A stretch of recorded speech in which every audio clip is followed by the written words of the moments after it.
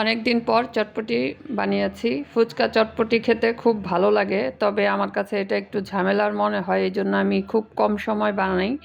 তো চিন্তা করলাম সামনে রোজা আসছে, চটপটি বা ফুচকা এই জাতীয় খাবার কিন্তু সেই রকম খাওয়া হবে না। তো আজকে বানিয়ে নিলাম, মেয়েও অনেক দিন থেকে বলছে। তো এখানে ডাবলিগুলো আমি সারা রাত ভিজিয়ে রেখেছিলাম, তারপর লবণ আর হলুদ দিয়ে সেদ্ধ করে নিয়েছি। আর এখানে সেদ্ধ হয়ে গেছে, আর একটু গোটা গোটাই রাখবো, বেশি গালাবো না। তো সেদ্ধ হয়ে গেছে, নামিয়ে নিলাম। তারপর তেঁতুলটাও ভিজিয়ে রেখেছি, 1 মগ পানি দিয়ে এখানে তেঁতুলটা আধা ঘন্টার জন্য ভিজিয়ে রেখে দিলাম সাইডে। তারপর আমি আলু দিতে ভুলে গিয়েছিলাম, তো আলুটা আবার আলাদাভাবে সেদ্ধ করে এটার সাথে মিশিয়ে নিলাম ডাবলির সাথে।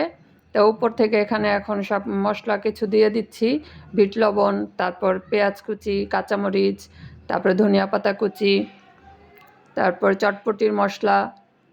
এখানে আমি কিন্তু এই ডাবলির মধ্যে শুধু হলুদের গুঁড়াটাই দিয়েছি, মরিচের গুঁড়াটা তেমন একটা দেইনি, কারণ কি ঝালটা আমি একটু কম দিব। বেশি ঝাল ইদানিং খেলে একটু সমস্যা হচ্ছে, সেই জন্য একটু কম ঝাল দিয়েই বানাবো আর কি। তো ওপর থেকে একটু চিলি ফ্লেক্স দিয়ে দিলাম, অল্প পরিমাণে দিচ্ছি, নিশ্চয়ই তোমরা দেখে বুঝতে পারছো। তো তেঁতুলের যে গোলানো পানিটা আছে সেটাও দিয়ে দিলাম, টক পানিটার উপর থেকে একটু দিয়ে দিলাম। এখন সব কিছু একসাথে ভালো করে মিশিয়ে নিচ্ছি। চটপটি খেতে আর ফুচকা খেতে খুব ভালো লাগে, তবে আমার কাছে এটা অনেক ঝামেলার একটা কাজ মনে হয়।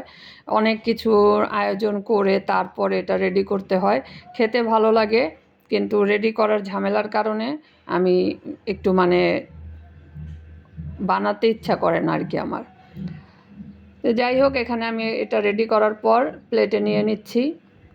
উপর থেকে আরেকটু কাঁচা পেঁয়াজ দিয়ে দিচ্ছি, কাঁচা পেঁয়াজটা কিন্তু চটপটি ফুচকার সাথে খেতে ভালো লাগে। সাজিয়ে নিচ্ছি আর কি, কাঁচামরিচ দিয়ে দিলাম, ধনিয়া পাতা দিয়ে দিলাম। রেডি করার পর যে পরিবেশনের ব্যাপারটা থাকে সেটা খুব ভালো লাগে, তবে সব কিছু গুছিয়ে নিতে খুব ঝামেলার মনে হয়, সেই জন্য খুব কম সময় বানাই। আর ফুচকাটা দেখা যায় বাসায় খুবই কম বানানো হয়। ইদানিং তো অনেক দিন হয়েছে ফুচকা খাওয়াই হয় না। তো চটপটিটা আজকে বানালাম, দেখি ফুচকাটা আরেক দিন বানাবো। এই ধরনের খাবারগুলি আসলে বাসায় তৈরি করে খেলেই ভালো হয়, বাহিরের খাবারগুলি স্বাস্থ্যকর হয় না।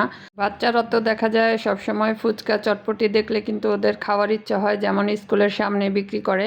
তো আমি আমার মেয়েকে কখনোই এইটা বাইরে থেকে ঝালমুড়ি বা ফুচকা চটপটি এগুলি কিনে খাওয়াই না।